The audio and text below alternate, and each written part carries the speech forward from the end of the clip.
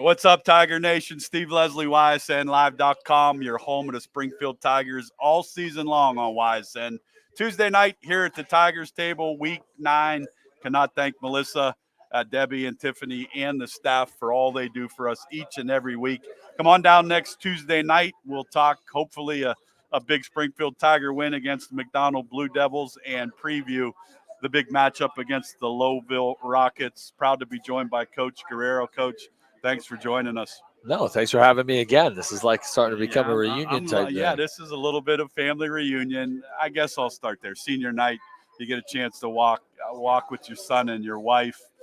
You've been at Springfield a long time, though.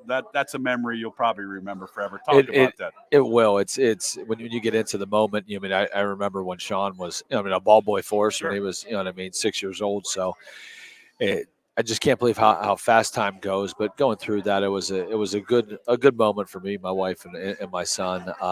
Just to be there with him. I'm proud of how he's handled himself over his high school career and what he does. So it was just a good moment for the Guerreros. Well, shout out to all of them. Shout out to your wife and obviously your son. You play a talented Mineral Ridge team, get another W. After you get a chance to go back and look at it, talk about that game a little bit. Well, right now our ground game, obviously is clicking right now. We're getting downhill up front. We got to be able to make sure, because there's some teams, and I don't think we give. When you talk about our guys up front, people are going to give us some different looks in what they've shown and try to do some things to stop that, which we understand. But we just need to make sure that we continue to talk and communicate up there and making sure we're focusing on our steps and stuff. But our ground game is where we want it. We just got to be able to make some adjustments in our passing game to make sure we capitalize on some of those opportunities that we get. There's still a lot of things to improve on in week 9, obviously. When you go back and think about it, what's some of the things you want to see this team continue to get better at? Well, with that, we got to be able to work on our play action game and getting the ball out to our athletes in space would be one thing. Special team wise, people don't understand the importance of that. Case. We let an onside kick go, which you don't see a lot, and it's hard to practice when you're squeezing in everything. So those are some things that it's hard to work on those things for a long period of time. So we just got to make sure that we learn from the film part of it and talk to our kids. And defensively, I think Ridge had a good game plan of what they did, so it was a positive thing. But our defense is still playing great for us to give up those 10 points that we did. It was good by our defense. We got to be solid, but we still made a couple. I guess it's more mental right now. We kind of had some mistakes where we let some things go. But our kids got to make sure we got to focus, and we can't give up the big plays. When it comes down to crunch time. I love that you say that because, and I talked with the kids. It's week 9. It gets harder. Not that you guys change a lot that you do, but you're bumped, you're nicked, you're bruised. I love what you say. It becomes a mental challenge. Is that fair to say? Well, for sure, because you get to that, next thing you know, it's whatever ends up happening to the game. I think there was we talked about it today, and Coach Slipek worked on it tonight. Like, sometimes you're going to get a bad call, from an official, and you got to still face adversity. So whatever ends up happening to that, kids mentally got to be able to make sure that they don't get frazzled. And you get to week 9, I think the kids are kind of into it, where they think, oh my gosh, it's week 9, it's going to be the same thing. It's not. So there'll be some different things that happen. Well, we can't take that for granted. We got to make sure that we're focused on every play and we're reading our keys and things of that nature. Because when we don't, that's when something happens. Experienced staff that you have, does that help the mental game of football, that you get a chance? Obviously you're the head coach, but we've talked before. You have a ton of guys with a lot of experience. Everybody kind of handles mentalities a little different. I love the diversity of this staff. You got a lot of guys that have played a lot of games and coached a lot of games, and to me, that's one of the biggest things I think for high school teams to succeed when you get to the end of this is how mentally prepared you are when practices become harder, weather becomes a little more challenging, and those things. Shout out to your staff, because you guys kind of stay right on task with week by week things. Well, when we say that, I think a great thing that we do is on Wednesdays we call it a tip sheet, and that's any adjustments that we have, anything that they're going to throw at us that we might think might be different than what somebody else do it. And it's a piece of paper. We'll use the 8 boxes of football alignments, and our coaches do that. But with those guys, I don't micromanage. Those guys do a great job with their own position. They take pride in that. They're on top, and it's realistically when you get into it, you don't want your position group, Right. you know what I mean, to be the one that lets something go. So when you see that, my staff does a great job. And like on Wednesday, so we'll talk about maybe something that we might be a thing that we think they're going to do that they haven't shown yet or whatever. So we go through those tip sheets and we go over stuff that I think's quality stuff for our kids, and that's where the mental stuff goes in.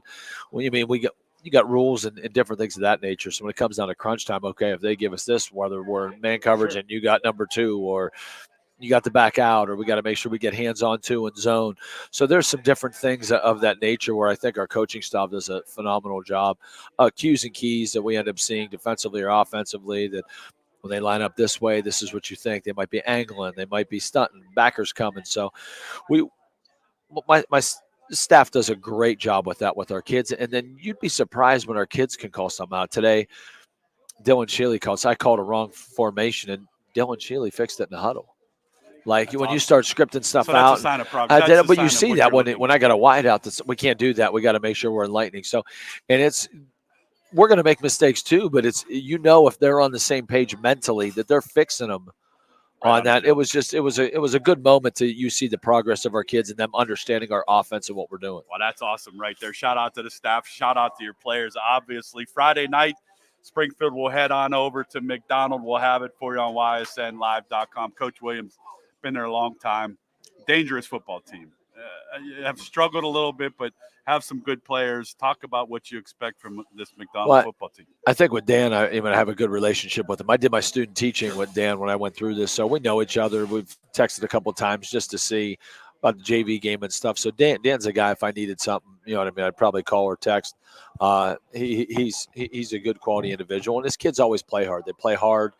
They're going to line up, and they're always going to be fundamentally sound. So when you look at them defensively, I think they're going to try to stack the box on us, trying to stop that run game and do some different things and blitz and angle with that. And then offensively, I mean, they spread the ball out. They can be in right formation to empty, and they do some different things where we have to make sure that mentally we are ready for the calls and we know what we're doing. So it'll be a good challenge for our kids to make sure we're up on everything and to make sure we know what our assignment is. So I'm looking forward to Friday. Yeah, I think it's it'll going to be a game. great night, no doubt. We'll get to the keys of the game, but goals. We talk goals all the time. The goals, and I talked with the boys, Josh and Lucas. The goals are right there, out there in front of you. You've done a great job of the non-league schedule, prepared you for the league. Now you have opportunities to win the league, make the playoffs, get some home games. You talk about goals a lot at the end of the year. I did address a little bit on Saturday and Monday when we did our scouting report. So we just got to make sure we don't take anything for granted. We need to make sure. We got an opportunity and we put ourselves in a good thing to maybe have 2 home games if we continue to win. So I did bring that to our attention. We can't take that for granted. We just can't think that we're going to show up and we're going to, beat McDonald or beat Lowville. But the kids know too, I'm only going to go 1 game at a time. We're not looking ahead, but we just got to be able to make sure that that we're looking at McDonald and we're preparing for them and we're doing the best thing we can. Today, I thought we had a pretty good practice, got after it a little bit. So that we just got to make sure our kids are still pushing each other. Just because it's week 9 doesn't mean that we can't get better. Keep getting better. No doubt we'll have it for you on ysnlive.com. Coach, thanks to close it out. Keys to this victory Friday night. Well, I think for us, you know what I mean?